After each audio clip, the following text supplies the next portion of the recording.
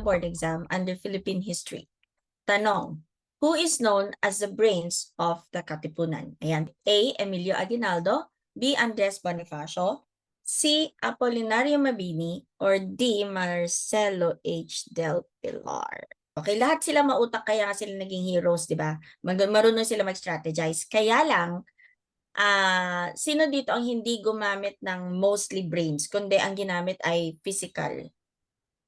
So, tatanggalin niyo agad si Andres Bonifacio. Bakit? Kasi yung strength ay sa paggamit ng armas. Ayun, yun ang yun ang kay Andres Bonifacio. Okay, so tatlo na lang. 75% of getting the correct answer. So, pagka ganito, okay, ito na po, no? So, sabi niyo kasi tips and strategies, no? Okay, so number 1, kaya ko po pinili ito, is to emphasize na kailangan kilala po natin ang mga taong ito. Ayan po sila, yung 4 na yan. Dapat alam nyo kung ano ang contribution nila sa history ng Pilipinas at kung bakit po sila tinaguri ang mga heroes. Ayan. At ang tamang sagot ay si Apolinario Mabini po ay talagang matalino kasi. Okay? Yung knowledge niya, ang ginamit niya to help in the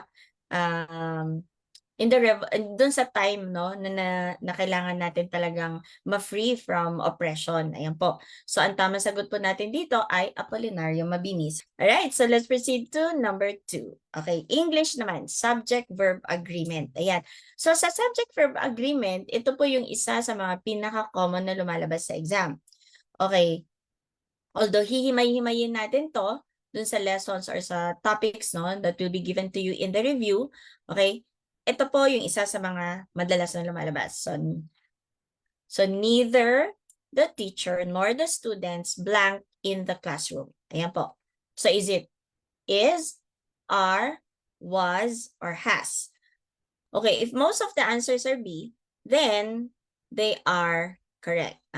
Okay, so what is my tip here? Okay, the tip here is, of course, again, I am not supposed to rationalize. So I'm not going to be rationalizing yung sagot po. Bakit po ba si B ang sagot? Okay, pero sige, just quick lang po. Basta subject verb agreement po, no? Pag meron po tayong neither at nor and even either or, okay? Ang susundan pa natin is yung subject nearest to the verb. Dalawa yung subject natin, teacher at saka students. Okay, so since neither nor or either or, ayan. So dito po tayo sa mas malapit sa verb na hinahanap natin. So students po mas malapit. So this is plural. Pipiliin natin yung are. Okay po.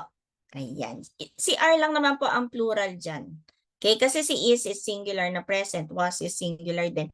Has is also singular. Okay po. Ayan. Okay, so ano ang mga i-review natin? More. As far as I can remember, was shared before, subject-verb agreement rules, no? Next po. Ayan. In math naman. Syempre.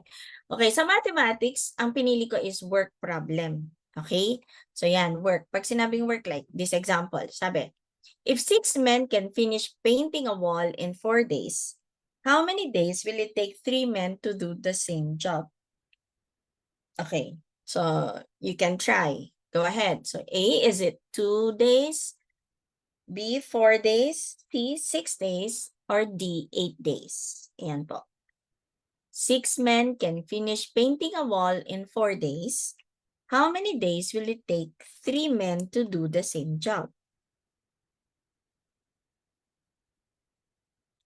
Kung 6 daw, 4 days lang. Paano kung 3 tao na lang? Ay, hala. Ano nangyari? Kumonte sila. Okay, but they are doing the same job. Okay, so what am I doing?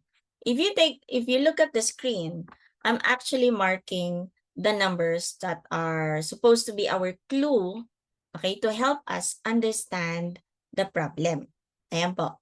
So, one thing that you should take note of is in answering questions, not just math questions, no? Dapat talaga naintindihan natin yung terms in the statement, and then at the same time, nai-imagine natin yung scenario. Ayan. So, meron tayong dapat understanding of what's happening. Okay? What is it all about? Okay, and then if we can draw, okay, then that's good. Or if we can illustrate, ayan po, that's another term no, for draw is to either illustrate, then meaning the understanding is clear.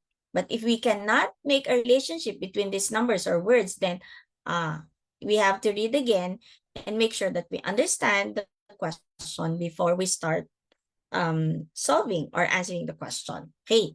So sabi, 6 men can finish painting a wall in 4 days. Okay. So, pag 6 daw po, ilang days? 4. Ngayon, ang tanong, paano daw kung 3 na lang ang magtatrabaho? Ilang araw daw po? Ayun.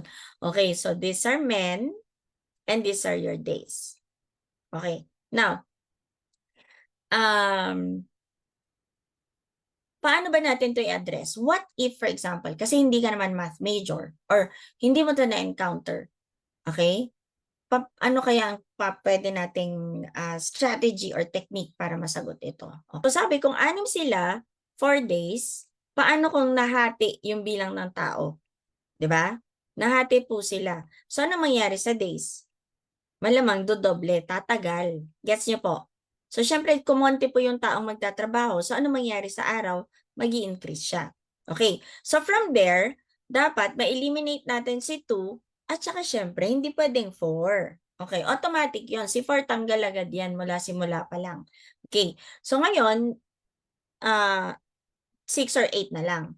Okay, pero sabi nga natin, nahati po yung men. So, ano mangyayari sa days? Malamang madodoble yan. Okay po. So, tama po yung 8. That's using, I'm just using analysis, common sense lang. Now, how about solution? Ano po solution nito? Ang relationship po kasi nila ay inversely proportional. Ano po yung inversely proportional? Pag ito ay bumaba, okay? Pag yung men ay bumaba ang bilang, yung days aakyat. So magkasalungat yung behavior ng value. Okay? So ibig sabihin inversely proportional. Pag inversely proportional, ang gagawin nyo lang, multiply lang natin yung para sa unang situation. So that's 6 times 4 equals, multiply din po natin itong nasa second na situation, 3 times hindi natin alam. Ayan po. So, ang tanong, 6 times 4 is 24. I'm not gonna use algebra. Okay? I'm not gonna use algebra. Basta ito lang. So, what do I multiply to 3 para po 24 din ang sagot? So, ang sagot ay 8. Ayan po. So, your answer is 8. Ayan. So, kung napapansin nyo, I'm not using all of the algebra kasi some people are also allergic to algebra. So I'm showing you that there are several ways to answer this question. It can be using your logic or analysis, and then you can use the formula. Ayan po. Okay, the next one is on science. Okay, under science, specifically the subtopic on the human body. Ayan po. So sa LET po, nagtatanong din sila ng tungkol sa mga parts of the body and then kung ano yung mga gamit nila. So let's take a look at this question. It says, which part of the human respiratory system is also known as the windpipe? Windpipe daw po. Is it the bronchi, the trachea, the larynx, or the esophagus? Okay, windpipe. Ano daw po ito? Ang tanong is, kung hindi mo alam yung mga yan, kasi hindi lahat, hindi lahat tayo paborito ang science. Ano itong bronchi na to? Trachea tsaka larynx.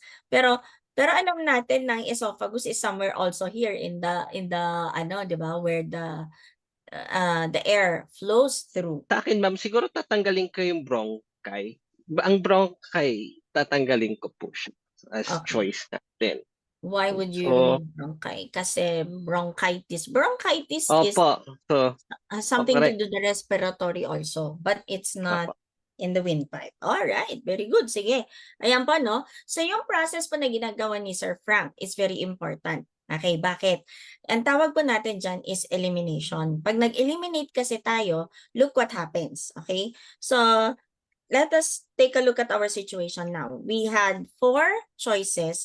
Now, kung 4 choices kasi, you have 25% of getting the correct answer only.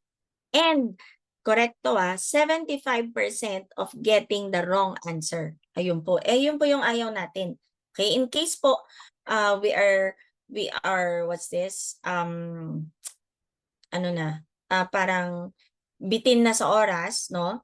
And then, mag-guess na lang tayo, mas malaki po yung chance na mapili natin ang mali kung hindi tayo nakapag-eliminate. Now, earlier, tinanggal ni Sir Frank ang esophagus. So, naging 3 na lang po ang choices natin. So, what's the probability of getting the correct correct answer? 33.33%. Ayan po, no? So, napapansin nyo, habang nagtatanggal tayo, nag-eliminate tayo ng choices, the probability of getting the correct answer increases. So, now, tinanggal ni Sir, asa na? Ayun, yung kanina pag wala pa pong natanggal ito, wala pa natanggal. Ito, 0 pa ang tinanggal natin. Ito, 1 na. Okay, paano nung pangalawa? Tinanggal ni Sir Frank yung bronchi. So, ilan na lang po yung choices natin, 2 na lang. So, what's the probability of getting the correct answer? You get 50%. Ayun guys, no? So, 50% na rin po yung probability na magkamali ka. At least, fair, di ba? 50-50. Pero what if natanggal natin yung 3? Ayan, na-identify natin lahat yung distractors. Ang tawag natin doon, no? Yung mga mali talagang choices. So, ibig sabihin, isa na lang po yung natira nating choice, di ilang percent po ang probability of getting the correct answer? 100%. So that is the goal, no? Because some people, a lot of those taking the exam, they find eliminating a waste of time, which is not true. Because elimination will actually speed up your process of answering the question, and at the same time, it increases the probability of you to get the correct answer. Ayan po. So, wag po sana kayo masayangan doon sa paggamit ng process na yon. Okay. So, ayan na nga po. So, kung napansin niyo po yung mostly nasagot nila is what? Trachea. No, again, trachea is the correct answer. Alright, now, this is a question na pinili ko para ma-inform kayo na may mga questions po tungkol sa human body. So, ano po ba yung mga topic natin? Parang kung napapansin nyo yung mga 3 topic nating nauna. Kailan ba natin na-encounter ito? Kailan natin na-encounter yung mga subject-verb agreement, for example? O di kaya sa Philippine history, sina Apolinario Mabini, sina Bonifacio. Tapos ito, sa human body, yung windpipe, yung trachea, larynx, esophagus. Kailan natin na-encounter? Ito ba na-encounter lang natin nung elementary o nung high school? Or nung college lang? Kung babalikan po natin ang mga curriculum ngayon, no, mapapansin nyo itong mga topic na to, like even the digestive system, mga ganyan, no, and the process, dinidiscuss to sa grade 5. Apo. Grade 5. O yung iba nga nagsisimula na sila sa grade 3. Ganun siya. So, ibig sabihin, bakit ko natanong yon? Kasi gusto ko pong i-emphasize sa inyo na yung mga topics natin, lalo na po sa Gen Ed, madami talaga, or ilang percent talaga is sa elementary po siya inaral. Okay, doon natin siya na-encounter. Okay? Ayan. So, ayun po. So, anong gagawin natin? Balikan natin yung mga topics sa science, sa English, sa math, nung tayo ay nasa elementary pa. Kasi, itong mga topics na to ay lumalabas din po. Okay? So, segue lang, no? Additional information. Yung mga topics na tinatanong sa board exam sa history, for example, no?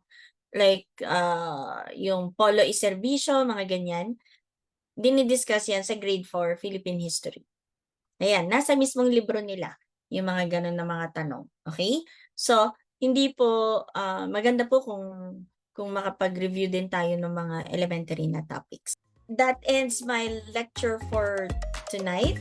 So I hope that you can join us in more evening sessions, okay?